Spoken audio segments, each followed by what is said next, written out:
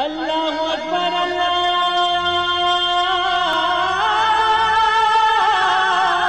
اکبر۔ السلام علیکم ورحمۃ اللہ وبرکاتہ۔ الحمدللہ رب العالمین والصلاة والسلام علی اشرف الانبیاء والمرسلین نبینا محمد وعلی آلہ وصحبہ اجمعین ومن تبعہم بإحسان الی یوم الدین، اما بعد۔ میرے دوستو، بزرگوں، اسلامی بھائیوں اور بہنوں، سامعین و سامعات کرام، صدائے حق سننے والے ساتھیوں، آج 2 ربیع الثانی 1443 ہجری، 8 نومبر 2021 عیسوی،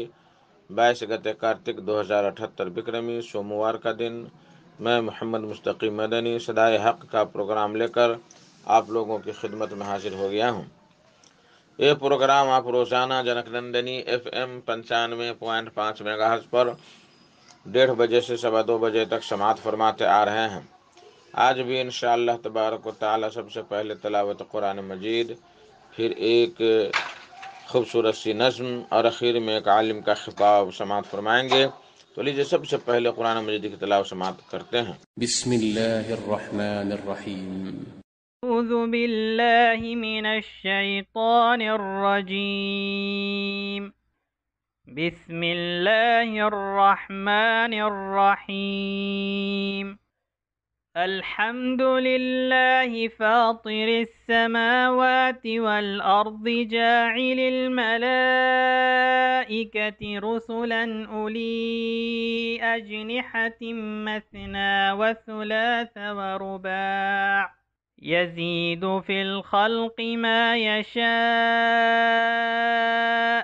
إن الله على كل شيء قدير ما يفتح الله للناس من رحمة فلا ممسك لها وما يمسك فلا مرسل له من بعده وهو العزيز الحكيم يا أيها الناس اذكروا نعمة الله عليكم هل من خالق غير الله يرزقكم من السماء والأرض لا إله إلا هو فأنا تؤفكون۔ اللہ اکبر اللہ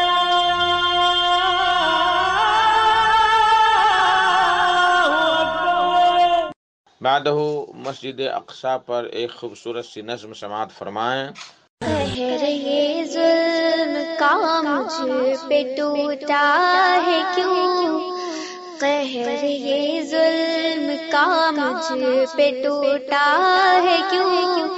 اے خدا مجھ سے تو اتنا روٹھا ہے کیوں، لاش اور اجڑے گھر میں دکھاؤں کسے، لاش اور اجڑے گھر میں دکھاؤں کسے، خونی داستاں میں سناؤں کسے، کب تلک ظلم شیطان بتا ڈھائیں گے، کب تلک ظلم شیطان بتا ڈھائیں گے، آسمان سے ابابیل کب آئیں گے، آسمان سے ابابیل کب آئیں گے، یہ فضا ہے وہی، یہ جگہ ہے وہی، یہ زمین ہے وہی، یہ جگہ ہے وہی، بیٹھ براق پہ ساتھ جبریل کے، بیٹھ براق پہ ساتھ جبریل کے، رات آدھی ڈھلے آئے تھے جب نبی، ایک مصلی بچھایا زمین پر میرے، ایک مصلی بچھایا زمین پر میرے، اور سب انبیاء بن گئے مقتدی، اور سب انبیاء بن گئے مقتدی، اس مبارک زمین پر تیرے بندوں کے اور کتنے کیے سر قلم جائیں گے، اس مبارک زمین پر تیرے بندوں کے اور کتنے کیے سر قلم جائیں گے، آسمان سے ابابیل کب آئیں گے، آسمان سے ابابیل کب آئیں گے، آسمان سے ابابیل کب آئیں گے، آسمان سے ابابیل کب آئیں گے، یہ فضا ہے وہی یہ جگہ ہے وہی یہ زمین ہے وہی یہ جگہ ہے وہی، بیٹھ براق پہ ساتھ جبریل کے، بیٹھ براق پہ ساتھ جبریل کے، رات آدھی ڈھلے آئے تھے جب نبی، ایک مصلی بچھایا زمین پر میرے، ایک مصلی بچھایا زمین پر میرے، اور سب انبیاء بن گئے مقتدی، اور سب انبیاء بن گئے مقتدی، اس مبارک زمین پر تیرے بندوں کے اور کتنے کیے سر قلم جائیں گے، اس مبارک زمین پر تیرے بندوں کے اور کتنے کیے سر قلم جائیں گے، آسمان سے ابابیل کب آئیں گے، آسمان سے ابابیل کب آئیں گے، آسمان سے ابابیل کب آئیں گے، آسمان سے ابابیل کب آئیں گے، ایک سالار لشکر زیالہ کوئی، ایک سالار لشکر زیالہ کوئی، کر دے پیدا تو ایمان والا کوئی، کہہ رہی ہے تڑپ کر میری سرزمین، تو بچا لے میرا قبلہ اولی، قہر ہم پہ نہ ہو پھر سے برپا کوئی، بھیج دے پھر خلیفہ عمر سا کوئی، بھیج دے پھر خلیفہ عمر سا کوئی، ہوگا آزاد بیت المقدس یہ پھر، ہوگا آزاد بیت المقدس یہ پھر، بن کے سلطان ایوبی ہم چھائیں گے، آسمان سے ابابیل کب آئیں گے، آسمان سے ابابیل کب آئیں گے، آسمان سے ابابیل کب آئیں گے، آسمان سے ابابیل کب آئیں گے، ایک سالار لشکر زیالہ کوئی، ایک سالار لشکر زیالہ کوئی، کر دے پیدا تو ایمان والا کوئی، کہہ رہی ہے تڑپ کر میری سرزمین، تو بچا لے میرا قبلہ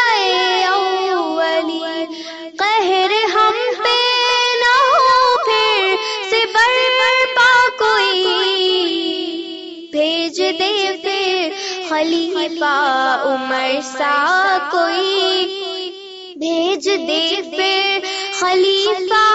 عمر سا کوئی ہوگا آزاد بیت المقدس یہ پھر ہوگا آزاد بیت المقدس یہ پھر بن کے سلطان ایوبی ہم چھائیں گے آسمان سے ابابیل کب آئیں گے آسمان سے ابابیل کب آئیں گے آسمان سے ابابیل کب آئیں گے آسمان سے ابابیل کب آئیں گے ایک سالار لشکر زیالہ کوئی ایک سالار لشکر زیالہ کوئی کر دے پیدا تو ایمان والا کوئی کہہ رہی ہے تڑپ کر میری سرزمین تو بچا لے میرا قبلہ اولی قہر ہم پہ نہ ہو پھر سے برپا کوئی بھیج دے پھر خلیفہ عمر سا کوئی بھیج دے پھر خلیفہ عمر سا کوئی ہوگا آزاد بیت المقدس یہ پھر ہوگا آزاد بیت المقدس یہ پھر بن کے سلطان ایوبی ہم چھائیں گے آسمان سے ابابیل کب آئیں گے آسمان سے ابابیل کب آئیں گے آسمان سے ابابیل کب آئیں گے آسمان سے ابابیل کب آئیں گے قہر یہ ظلم کا مجھ پہ ٹوٹا ہے کیوں اے خدا مجھ سے تو اتنا روٹھا ہے کیوں دوستوں یہ خوبصورت سی تخلیق آپ سماعت فرما رہے تھے اس طرح کی خوبصورت تخلیقات آپ کو کیسی لگتی ہیں ہمیں اپنے نیک خیرات اور نیک تاثرات سے ضرور آگاہ کریں اگر آپ چاہتے ہیں کہ اس طرح کے کلام سے آپ ہمیشہ مستفید ہو سکیں تو آپ ہمارے چینل روح خیال سینٹر کو ضرور سے سبسکرائب کریں انہی چند کلمات کے ساتھ ہمیں دیجیے اجازت السلام علیکم ورحمۃ اللہ وبرکاتہ اللہ اکبر اللہ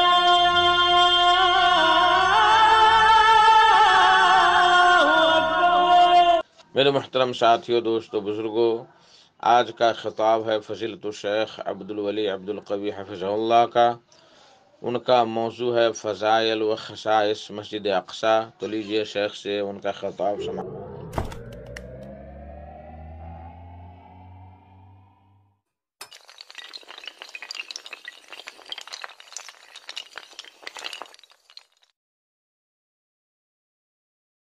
السلام علیکم ورحمۃ اللہ وبرکاتہ الحمد للہ رب العالمین والصلاة والسلام على اشرف الانبیاء والمرسلین نبینا محمد وعلى آلہ وصحبہ اجمعین وبعد معزز دینی بھائیو آج کا خطاب اس مبارک اور عظیم المرتبت مسجد سے متعلق ہوگا جو گوناگوں فضائل اور خصائص کی حامل ہے جس کے ذکر سے مسلمانوں کی نگاہیں اشکبار ہو جاتی اور دل تڑپ اٹھتے ہیں یہ مسجد اقصی یا بیت المقدس کے نام سے جانی جاتی ہے یہ مسجد فلسطین میں واقع ہے جسے آدم علیہ السلام نے اور ایک قول کے مطابق ان کے بیٹوں میں سے کسی نے اور ایک تیسرے قول کے مطابق ابراہیم علیہ السلام نے تعمیر کیا تھا ان مختلف اقوال کی وجہ یہ ہے کہ اس کے تعلق سے کوئی ٹھوس دلیل نہیں ہے، اس بنا پہ علماء کے اقوال مختلف ہیں۔ ویسے بیشتر علماء کی رائے یہ ہے کہ اس مسجد اقصی کو آدم علیہ السلام نے تعمیر کیا تھا، پھر سلیمان علیہ السلام نے اس کی تجدید کی تھی۔ عمر بن خطاب رضی اللہ عنہ نے اپنے دور خلافت میں سن 15 ہجری اور بعض روایات کے مطابق 16 ہجری میں عیسائیوں سے فتح کیا، اور عیسائیوں کی خواہش کے مطابق آپ خود فلسطین گئے اور مسجد اقصی کی چابی وصول کی۔ اس کے بعد عمر بن خطاب رضی اللہ عنہ نے ایک معاہدہ تحریر فرمایا جسے العہدہ العمریہ یعنی معاہدہ عمریہ کے نام سے موسوم کیا جاتا ہے۔ یہ معاہدہ تاریخ کی کتابوں میں موجود ہے۔ عمر رضی اللہ عنہ نے اس معاہدے پر خالد بن ولید، عبد الرحمن بن عوف، عمرو بن العاص اور معاویہ بن ابو سفیان رضی اللہ عنہم کو گواہ بنایا۔ جس طریقے سے نبی اکرم صلی اللہ علیہ وسلم کی بعثت اور آپ کی موت قیامت کی چھوٹی نشانیوں میں سے ایک تھی، اسی طرح بیت المقدس کی فتح بھی قیامت کی نشانیوں میں سے ایک تھی، جو عمر بن خطاب رضی اللہ عنہ کے دور خلافت میں مکمل ہوئی۔ بخاری و مسلم کی روایت ہے، انس بن مالک رضی اللہ عنہ بیان کرتے ہیں کہ نبی اکرم صلی اللہ علیہ وسلم نے فرمایا، بعثت انا والساعۃ کہاتین، آپ نے اپنی دونوں انگلیوں سے اشارہ کیا، اپنی شہادت کی انگلی اور بیچ کی انگلی کو ملایا، اور آپ نے فرمایا کہ میں اور قیامت دونوں اس طریقے سے بھیجے گئے ہیں۔ حضرت عوف بن مالک رضی اللہ عنہ بیان کرتے ہیں کہ میں غزوہ تبوک کے موقع پر نبی اکرم صلی اللہ علیہ وسلم کے پاس آیا۔ آپ صلی اللہ علیہ وسلم چمڑے کے ایک خیمے میں تشریف فرما تھے۔ آپ صلی اللہ علیہ وسلم نے مجھ سے فرمایا، اعدد ستن بین یدی الساعہ، قیامت کے آنے سے پہلے تم اس کی 6 نشانیوں کو شمار کرو۔ آپ صلی اللہ علیہ وسلم نے فرمایا، موتی، پہلی نشانی میری موت، ثم فتح بیت المقدس، پھر دوسری نشانی بیت المقدس کی فتح، ثم موتان یاخذ فیکم کقعاص الغنم، تیسری نشانی پھر ایک وبا جو تم میں شدت سے پھیلے گی جیسے بکریوں میں طاعون پھیل جاتا ہے، ثم استفاضۃ المال، پھر چوتھی نشانی مال کی کثرت، کہ ایک شخص اگر کسی کو 100 دینار بھی دے گا تو وہ اسے کم سمجھ کر اس پر ناراض ہو جائے گا، ثم فتنۃ لا يبقى بیت من العرب الا دخلته، پھر ایک فتنہ، وہ فتنہ اس قدر تباہ کن ہوگا، عام ہوگا کہ عرب کا کوئی گھر باقی نہ رہے گا جو اس فتنے کی لپیٹ میں نہ آ گیا ہو، ثم ہدنۃ تکون بینکم وبین بنی الاصفر، پھر چھٹی نشانی ایک صلح ہوگی جو تمہارے اور بنو الاصفر یعنی نصارائے روم کے درمیان ہوگی، لیکن وہ دغا کریں گے اور ایک عظیم لشکر کے ساتھ تم پر چڑھائی کریں گے، اس میں 80 جھنڈے ہوں گے، ہر جھنڈے کے ماتحت 12,000 فوج ہوگی. تو نبی اکرم صلی اللہ علیہ وسلم نے بیت المقدس کی فتح کو قیامت کی نشانیوں میں سے ایک نشانی قرار دیا تھا، جو عمر بن خطاب رضی اللہ عنہ کے دور خلافت میں مکمل ہوئی. یہ مسجد انتہائی قدر و منزلت کی حامل ہے. آج کے اس پروگرام میں اس مسجد کے بعض خصائص اور فضائل کا ذکر کیا جائے گا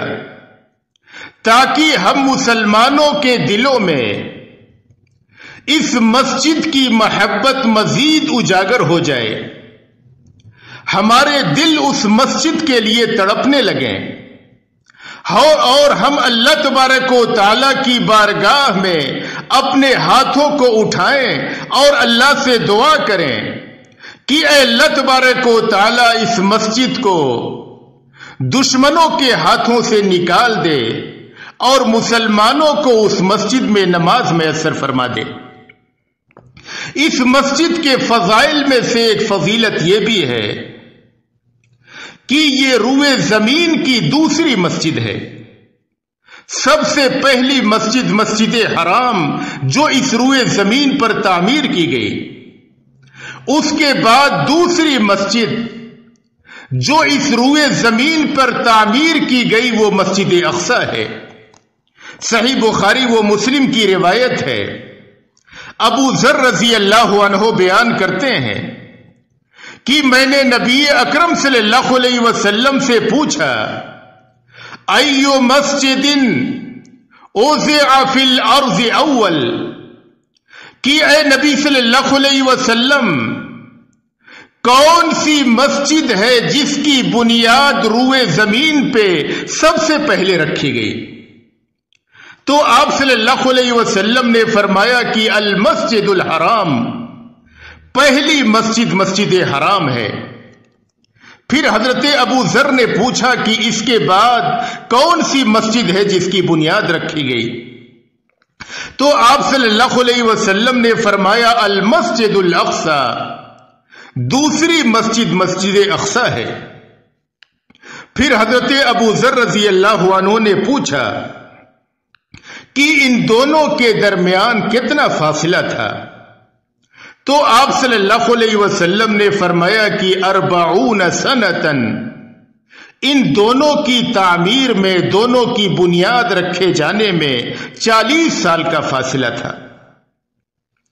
اسی طریقے سے اس مسجد اقصی کے فضائل میں سے یہ ہے کہ یہ مسلمانوں کا قبلہ اول ہے. پہلے مسلمان مسجد اقصی کی جانب رخ کر کے نماز پڑھا کرتے تھے. نبی اکرم صلی اللہ علیہ وسلم کے سامنے خانہ کعبہ موجود ہوتا تھا، لیکن آپ صلی اللہ علیہ وسلم بیت المقدس کی جانب رخ کر کے نماز پڑھا کرتے تھے. ابو اسحاق بیان کرتے ہیں کہ میں نے برا بن عازب رضی اللہ عنہ کو بیان کرتے ہوئے سنا، وہ کہہ رہے تھے صلینا مع النبی صلی اللہ علیہ وسلم نحو بیت المقدس 16 او 17 شہرا ثم صرفه نحو القبلہ، کہ ہم نے نبی اکرم صلی اللہ علیہ وسلم کے ساتھ بیت المقدس کی جانب 16 یا 17 مہینے تک رخ کر کے نماز پڑھی. پھر اللہ تبارک و تعالی نے مسلمانوں کو قبلہ یعنی مسجد حرام خانہ کعبہ کی جانب پھیر دیا. تو یہ مسلمانوں کا قبلہ اول تھا. مسلمانوں کے دلوں میں اس بنا پر بھی اس کی محبت ہے، اس کی عظمت ہے کہ یہ مسلمانوں کا قبلہ اول تھا. اس کے فضائل میں سے یہ ہے کہ مسجد اقصی ان 3 مساجد میں سے ایک ہے جس کی جانب اجر و ثواب کی نیت سے رخت سفر باندھنا جائز ہے، جس کی جانب سفر کرنا اجر و ثواب کی نیت سے جائز ہے، ان میں سے ایک مسجد اقصی ہے۔ ابو ہریرہ رضی اللہ عنہ بیان کرتے ہیں کہ نبی اکرم صلی اللہ علیہ وسلم نے فرمایا لا تشد الرحال الا الى ثلاثه مساجد المسجد الحرام ومسجد الرسول صلی اللہ علیہ وسلم ومسجد الاقصی، کہ کجاوے نہ کسے جائیں مگر 3 مسجدوں کی جانب، یعنی اجر و ثواب کی نیت سے، عبادت کی نیت سے ان 3 مسجدوں کے علاوہ کہیں اور کا سفر کرنا جائز نہیں ہے، نہ تو کسی قبر کا، نہ کسی درگاہ کا، نہ ان 3 مسجدوں کے علاوہ کسی مسجد کا۔ آپ نے فرمایا کہ ان میں سے پہلے نمبر پہ مسجد حرام، پھر دوسرے نمبر پہ مسجد نبوی اور تیسرے نمبر پہ مسجد اقصی۔ یہ مسجد بیت المقدس ایک مبارک سرزمین میں واقع ہے۔ اللہ تبارک و تعالی نے اس سرزمین کو جہاں پہ یہ مسجد واقع ہے اس کو مبارک قرار دیا ہے، جیسا کہ اللہ نے قرآن کریم میں فرمایا سبحان الذی اسری بعبدہ لیلا من المسجد الحرام الی المسجد الاقصی الذی بارکنا حولہ لنریہ من آیاتنا انہ هو السمیع البصیر، کی بابرکت ہے وہ ذات، پاک ہے وہ ذات جو اپنے نبی کو، اپنے بندے کو راتوں رات مسجد حرام سے مسجد اقصی تک لے گئی۔ الذی بارکنا حولہ، جس کے ارد گرد، جس کے آس پاس ہم نے برکت دے رکھی ہے، تاکہ اس نبی کو ہم اپنی قدرت کی نشانیاں دکھائیں۔ بے شک وہ اللہ تبارک و تعالی سننے والا اور دیکھنے والا ہے۔ تو یہ مسجد اقصی جہاں پہ واقع ہے، یہ مسجد بھی مبارک ہے اور اس کے ارد گرد کا علاقہ بھی مبارک ہے، اور جب اس کے ارد گرد برکت ہے تو بذات خود مسجد اقصی کے اندر کتنی برکت ہوگی۔ اس کے فضائل میں سے یہ ہے کہ نبی اکرم صلی اللہ علیہ وسلم کو مسجد اقصی سے آسمانوں کی جانب معراج کرائی گئی۔ انس بن مالک رضی اللہ عنہ بیان کرتے ہیں کہ نبی اکرم صلی اللہ علیہ وسلم نے فرمایا کہ میرے پاس براق لایا گیا۔ آپ صلی اللہ علیہ وسلم نے فرمایا کہ براق ایک جانور ہے سفید لمبے قسم کا، جو گدھے سے تھوڑا بڑا اور کھچر سے تھوڑا چھوٹا ہے، اور اس کے چلنے کی رفتار یہ ہے کہ اس کا قدم منتہائے نظر پہ پڑتا ہے۔ آپ صلی اللہ علیہ وسلم فرماتے ہیں فَرَكِبْتُهُ حَتَّى أَتَيْتُ بَيْتَ الْمَقْدِسِ، میں اس براق پہ سوار ہوا اور بیت المقدس آیا۔ فَرَبَطْتُهُ بِالْحَلَقَةِ الَّتِي يَرْبِطُ بِهِ الْأَنْبِيَاءِ، میں نے اپنے اس براق کو بیت المقدس میں آ کر کے اس جگہ پہ باندھ دیا جہاں پہ انبیاء اپنے گھوڑوں کو باندھا کرتے تھے۔ پھر میں مسجد میں داخل ہوا، میں نے 2 رکعت نماز ادا کی، اس کے بعد پھر میں آسمانوں کی سیر کے لیے نکل گیا۔ اور بعض دوسری روایات میں ہے کہ نبی اکرم صلی اللہ علیہ وسلم نے وہاں پر سارے انبیاء کی امامت کرائی۔ حضرت جبرائیل علیہ السلام نے آپ کو آگے بڑھنے کا حکم دیا اور آپ نے سارے انبیاء کی امامت کرائی۔ یہ بات اس طرف اشارہ دیتی ہے کہ آپ صلی اللہ علیہ وسلم نبیوں کے سردار ہیں، اور آپ صلی اللہ علیہ وسلم کی اتباع اور پیروی کرنا سارے لوگوں پہ واجب ہے. یعنی نبی اکرم صلی اللہ علیہ وسلم جو شریعت لے کر کے آئے اسی شریعت کی اتباع اور پیروی واجب ہے. یہاں تک کہ نبی اکرم صلی اللہ علیہ وسلم نے ایک حدیث میں فرمایا لو کان موسیٰ حیا ما وسعہ الا اتباعی، کہ اگر موسیٰ علیہ السلام بھی زندہ ہوتے تو وہ بھی میری ہی اتباع اور پیروی کرتے. یعنی وہ اپنی شریعت الگ سے نہیں چلاتے، میری شریعت کی اتباع اور پیروی کرتے. تو اگر کوئی شخص نبی اکرم صلی اللہ علیہ وسلم کے لائے ہوئے دین کو چھوڑ کر کے عیسیٰ علیہ السلام، موسیٰ علیہ السلام یا یہ کہ کسی بھی نبی کی شریعت پر چلے، اس کا وہ چلنا غیر قابل قبول ہے. ہر مسلمان پہ واجب ہے کہ وہ نبی اکرم صلی اللہ علیہ وسلم کی لائی ہوئی شریعت کی اتباع اور پیروی کرے. اور اس معراج کے واقعے سے اس بات کا بھی اشارہ ملتا ہے، یعنی اللہ تبارک و تعالی قادر تھا کہ اپنے نبی کو مسجد حرام سے ڈائریکٹ آسمانوں پہ لے جاتا، لیکن اللہ تبارک و تعالی اپنے نبی کو مسجد حرام سے بیت المقدس لے گیا، پھر وہاں سے اللہ نے انہیں آسمانوں کی سیر کرائی. یہ اس بات کا غماز ہے کہ جس طریقے سے مسجد حرام مسلمانوں کا ہے اسی طریقے سے بیت المقدس بھی مسلمانوں کا ہے. جس طریقے سے مسلمانوں کے نزدیک مسجد حرام اہمیت کی حامل ہے، اسی طریقے سے بیت المقدس بھی مسلمانوں کے ہاں اہمیت کی حامل ہے. اسی طریقے سے اس بیت المقدس کے فضائل میں سے یہ ہے کہ بیت المقدس میں نماز ادا کرنا دوسری مسجدوں میں نماز ادا کرنے سے کئی گنا اس کا اجر و ثواب زیادہ ہے. جیسا کہ ابو ذر رضی اللہ عنہ بیان کرتے ہیں کہ ہم ایک بار نبی اکرم صلی اللہ علیہ وسلم کے پاس بیٹھ کر کے یہ گفتگو کر رہے تھے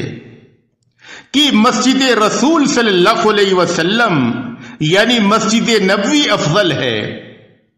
یا یہ کہ بیت المقدس کی مسجد افضل ہے.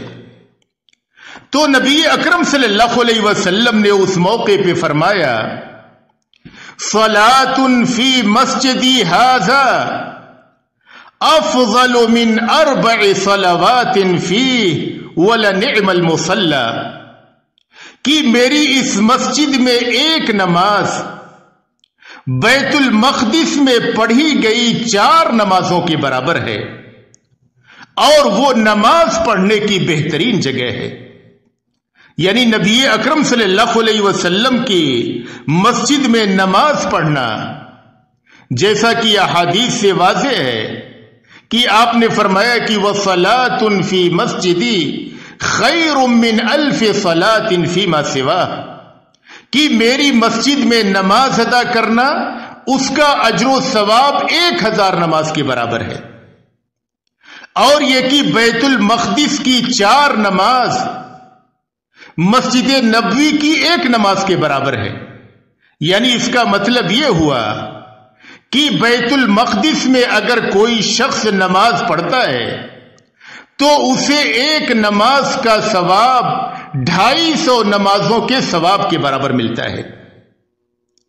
اور یہ کہ جن روایات میں 500 یا 1000 کے اجر و ثواب کی بات کہی گئی ہے، علماء محققین نے ان روایات کو ضعیف قرار دیا ہے. اس باب میں صحیح روایت یہ ہے اور راجح قول یہی ہے کہ مسجد اقصی میں 1 نماز کا ثواب 250 نماز کے برابر ہے. پھر آپ صلی اللہ علیہ وسلم نے فرمایا وَلَيُوشِكَنَّ أَلَّا يَكُونَ لِلرَّجُلِ مِثْلُ شَطْنِ فَرَسِهِ مِنَ الْأَرْضِ حَيْثُ يَرَى مِنْهُ بَيْتَ الْمَقْدِسِ خیر لہ من الدنیا جمیعا او قال خیر من الدنیا وما فیہا، اور وہ وقت قریب ہے کہ ایک مومن کے لیے اتنی جگہ بھی ملنا مشکل ہو جائے کہ وہ وہاں سے بیت المقدس کو دیکھ سکے۔ اگر صرف اتنی جگہ بھی مل گئی تو بندے مسلم کے نزدیک وہ دنیا اور دنیا کی تمام چیزوں سے بہتر ہوگا۔ یعنی نبی اکرم صلی اللہ علیہ وسلم نے اس جملے میں اس بات کی خبر دی ہے جس کا آج ہم مشاہدہ کر رہے ہیں، یعنی مسلمانوں کے دل تڑپتے ہیں کہ انہیں بیت المقدس میں 2 رکعت نماز پڑھنے کا موقع مل جائے، یا کم سے کم دور سے اسے دیکھنے کا موقع مل جائے، لیکن دشمنوں کے غلبہ اور تسلط کی وجہ سے مسلمان اس بہت بڑی نعمت اور اس بہت بڑی فضیلت سے محروم ہیں۔ اسی طریقے سے اس مسجد اقصی کے فضائل میں سے یہ ہے کہ اگر کوئی آدمی مسجد اقصی کی زیارت کرتا ہے اس میں نماز پڑھنے کی نیت سے، تو اس کے گناہ بخش دیے جاتے ہیں۔ حضرت عبداللہ بن عمرو بن عاص رضی اللہ عنہ بیان کرتے ہیں کہ نبی اکرم صلی اللہ علیہ وسلم نے فرمایا، لما فرغ سلیمان بن داؤد من بناء بیت المقدس سأل اللہ ثلاثا، کہ جب حضرت سلیمان علیہ السلام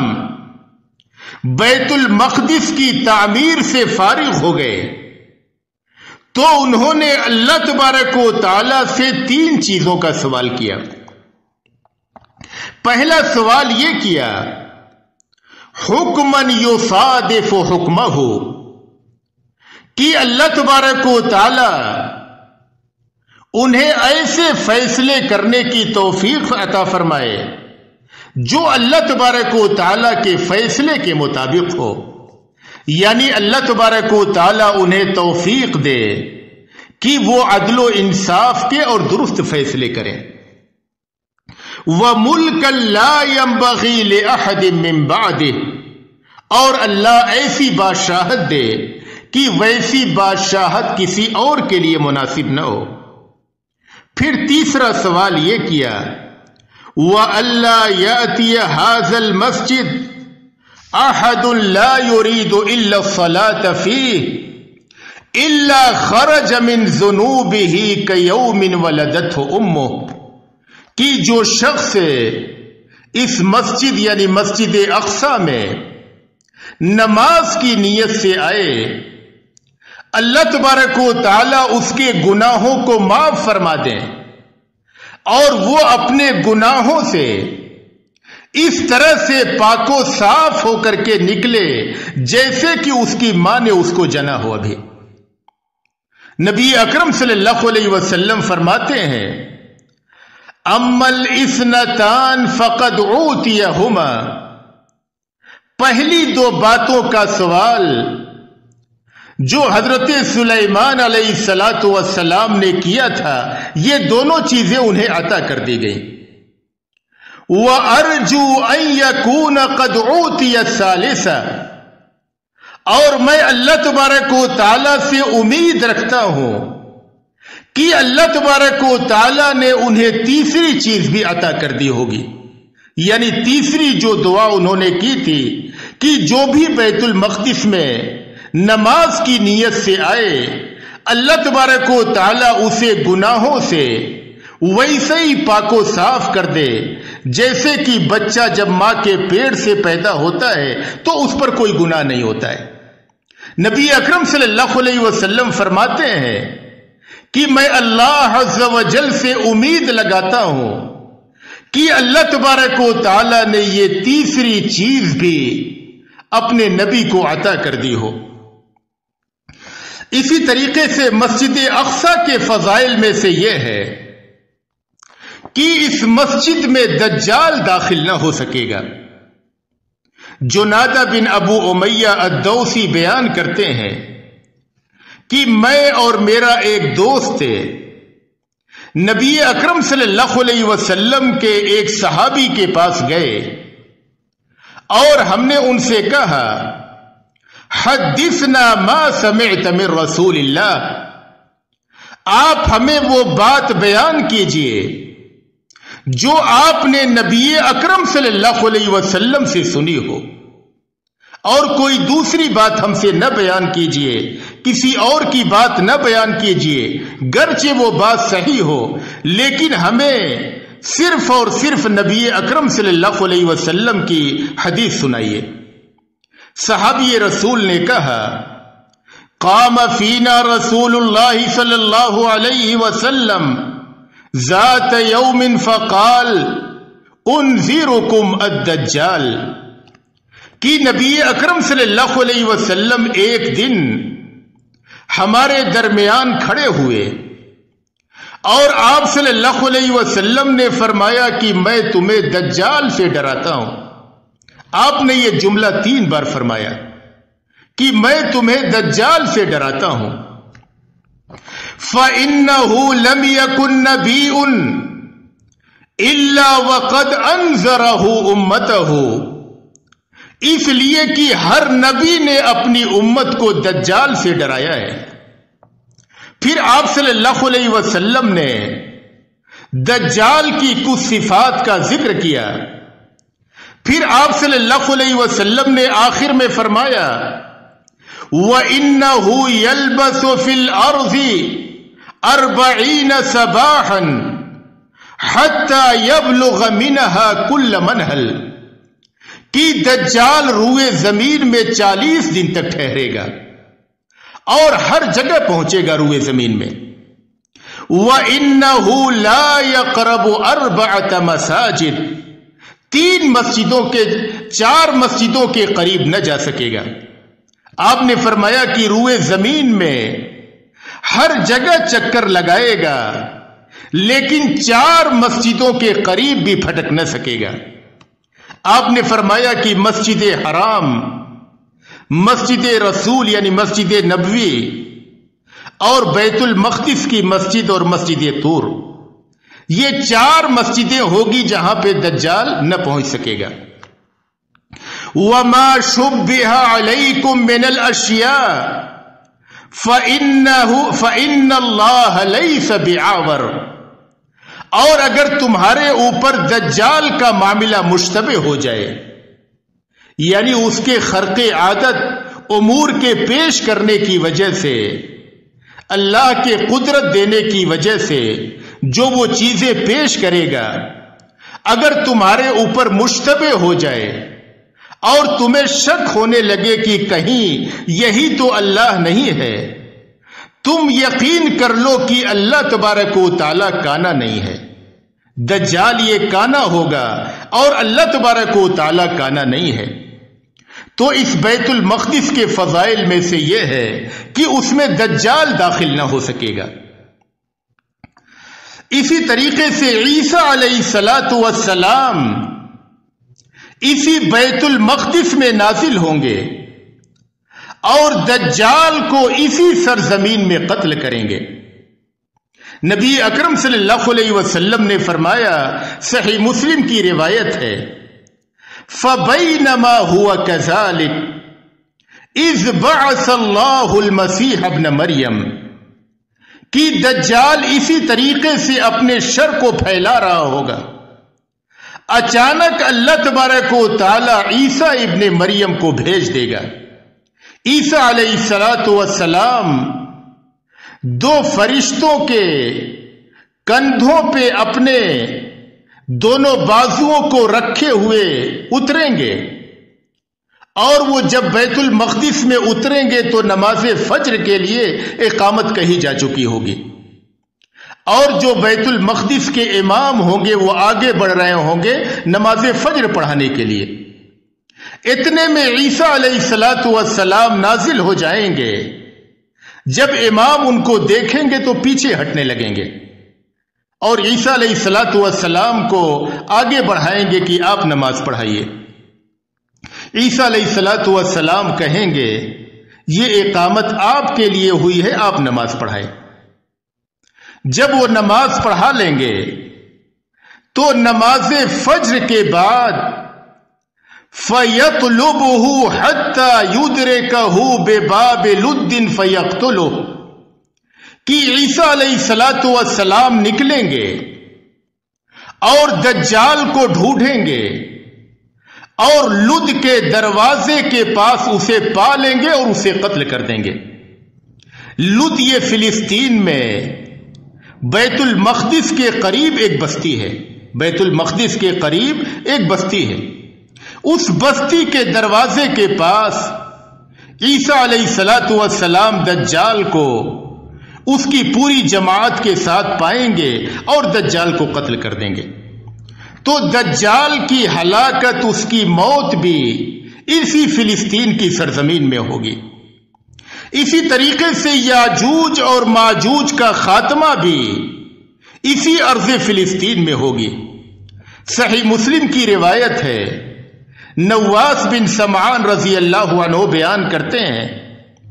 کہ نبی اکرم صلی اللہ علیہ وسلم نے یاجوج اور ماجوج کا ذکر کرتے ہوئے فرمایا، ثم یسیرون حتی ینتہوا الی جبل الخمر وہو جبل بیت المقدس، کہ یاجوج اور ماجوج اپنی پوری جماعت کے ساتھ روئے زمین پہ چلیں گے یہاں تک کہ بیت المقدس کا ایک پہاڑ